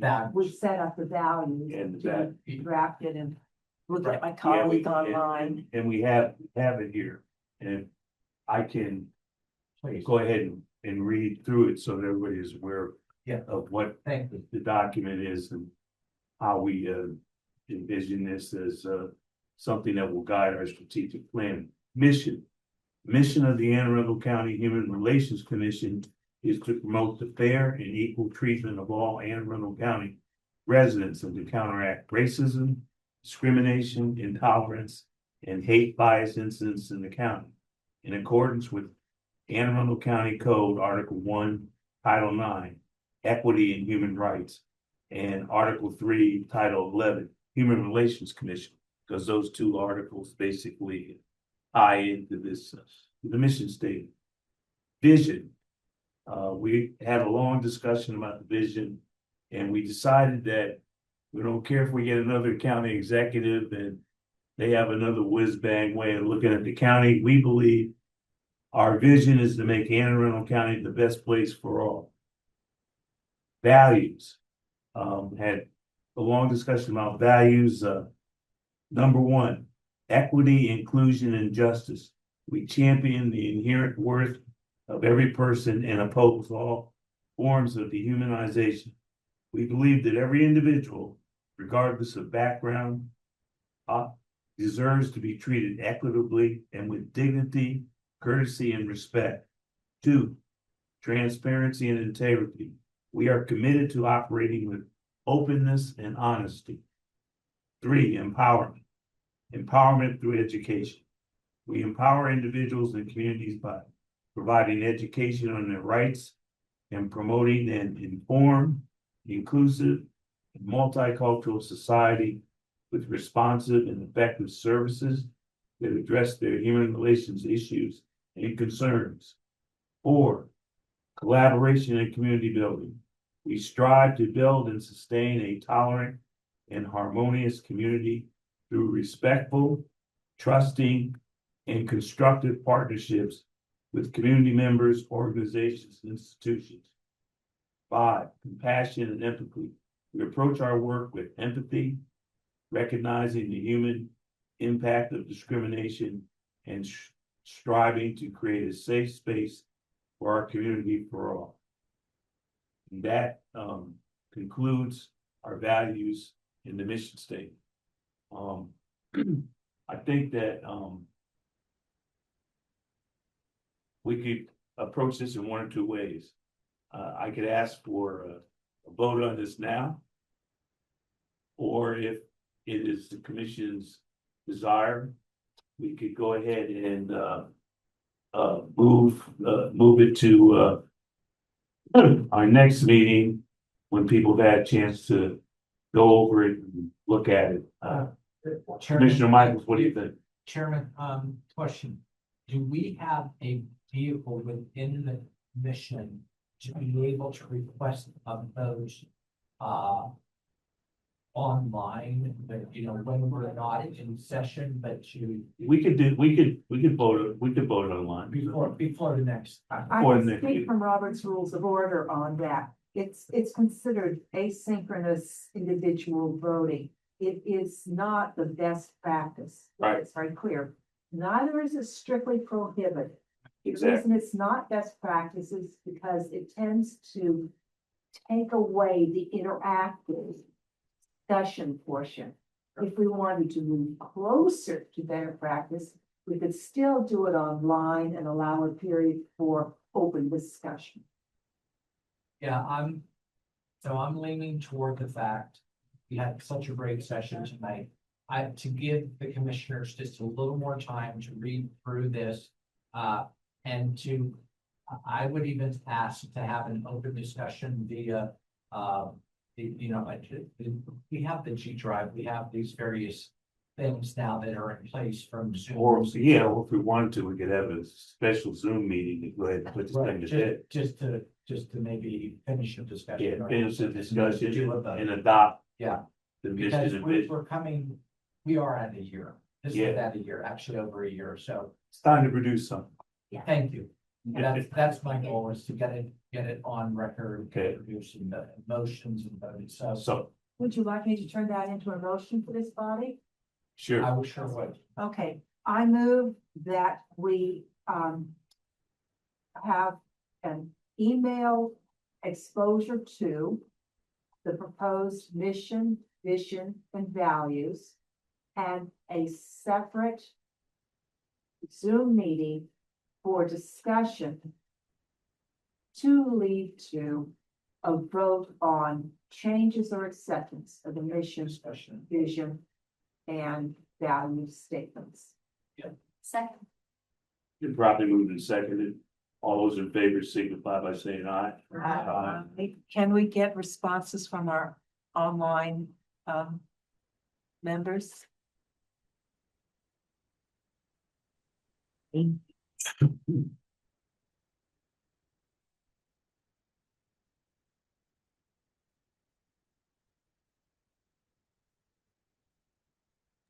Okay, to us, it looks like you're unmuted. Did I? Yeah, Thank you, Faye, thank you. And I think, But there are only two people who weren't gonna be at the meeting, either in person or via Zoom. We have Commissioner- three. you have three, and Commissioner Heidi is on, yeah, she's here right here. okay, well, give her, Mm-hmm. By phone. so she's in line with that too. She votes in. No, she didn't vote Oh, she didn't vote yet. But if with all the ayes, yeah, and you have a majority. All right, so we're good. Okay, so that takes care of one of the items, and then the, let's see, Can I just ask? a yes, Question, you know, I can't think of anything that I would jump up and down and argue with in terms of the mission statement. Politically, do we, you know, is there any reason why a slogan, you know, which you've included, a political slogan, can we come up with some wording that's not quite a slogan that, you know, is from the mouth of the current county executive? Well, what we could do is, that's why we're gonna have a discussion.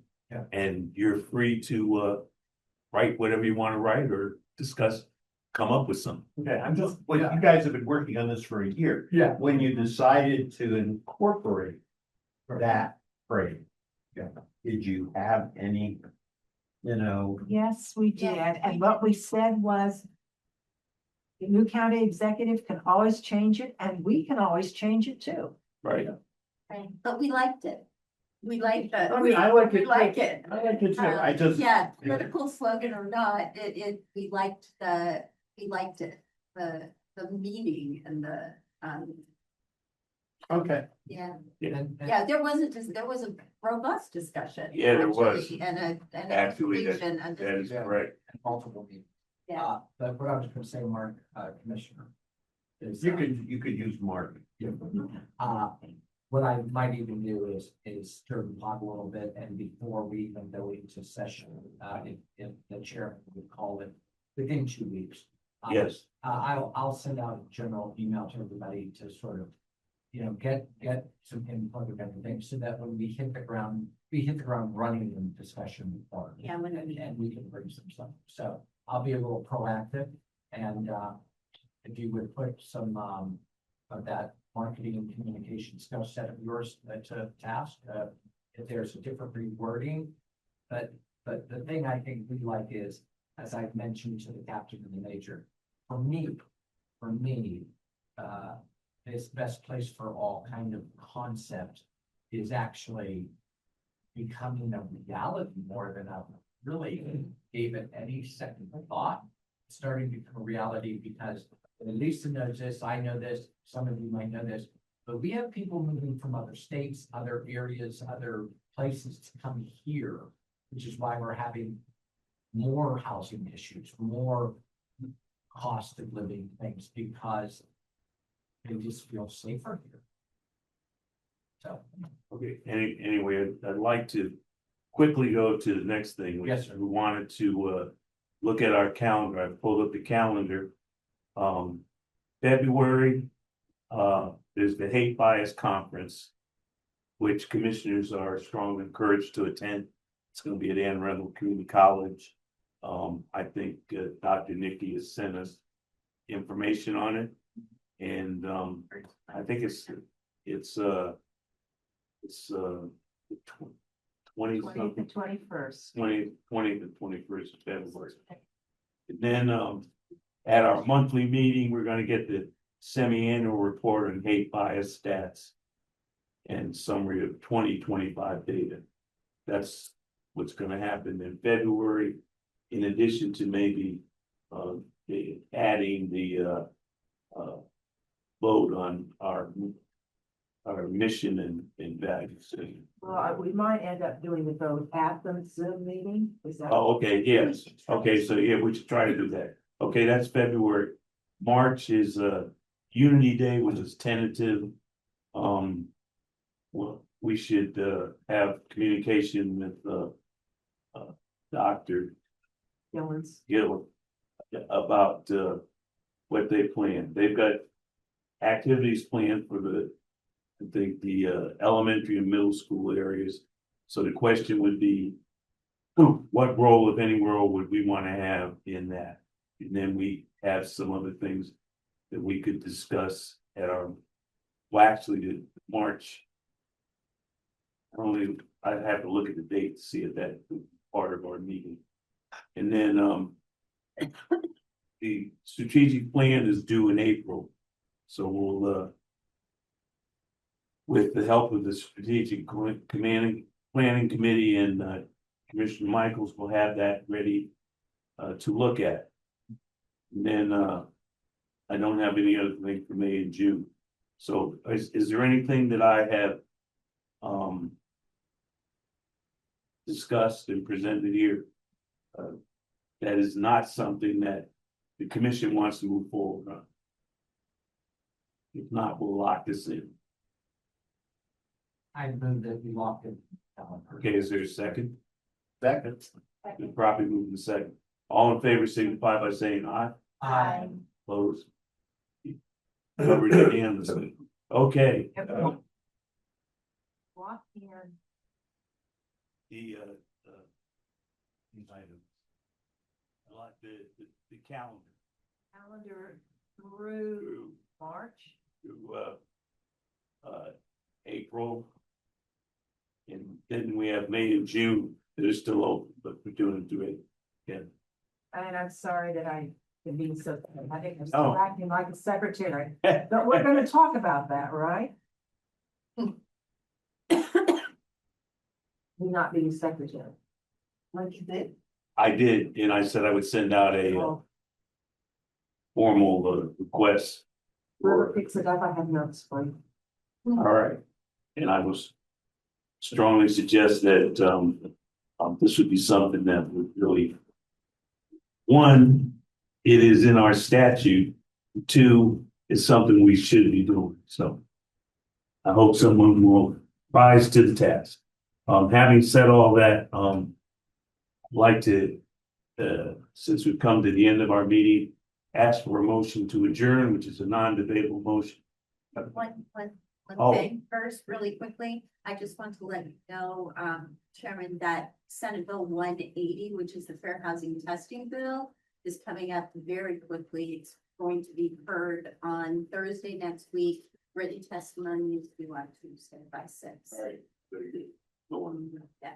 And It's I coming should, into the full house. or- The Senate, Senate. Full Senate.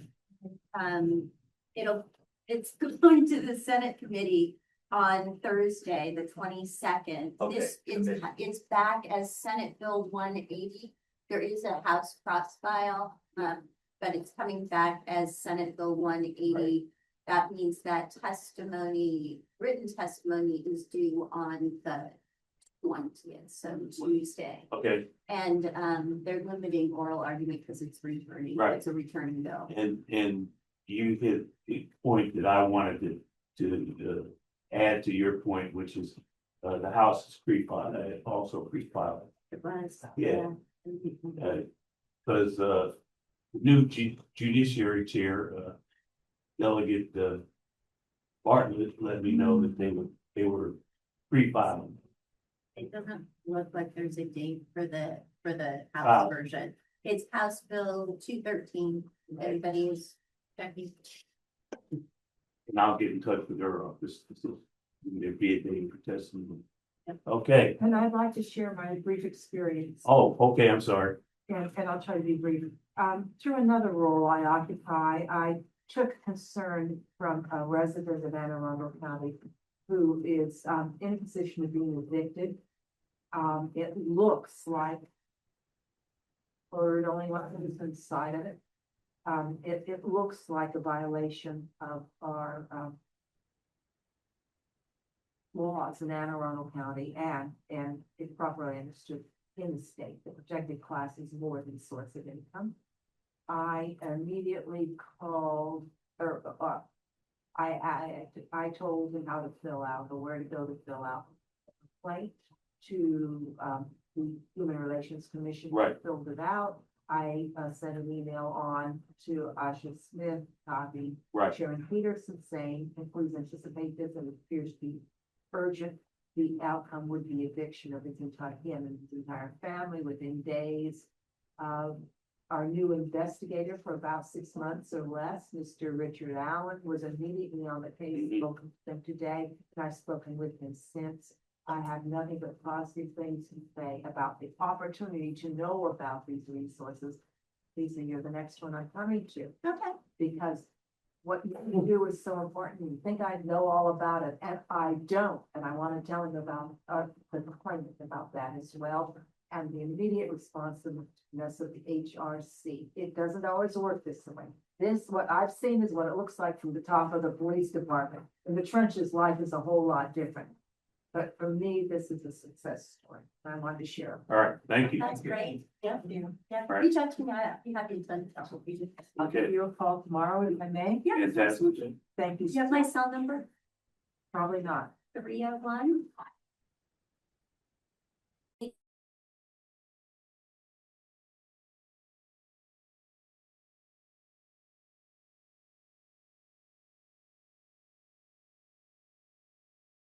Yes. Yes. I so second. I, Did you, who moved? Who moved to adjourn? Oh, I'm sorry. Chairman, The chairman. Chairman No. moved. No, I Did moved. you? I thought you moved to adjourn the meeting. Oh. Yeah. Commissioner Michael second. All in favor signify by saying aye. Opposed? Motion passes. Thank you all. Thank It was a great meeting. Well, Yeah. adjournment Yeah. at 8:05. All right. Relations related, but, so I used to be the secretary, but then I That's correct. stopped because I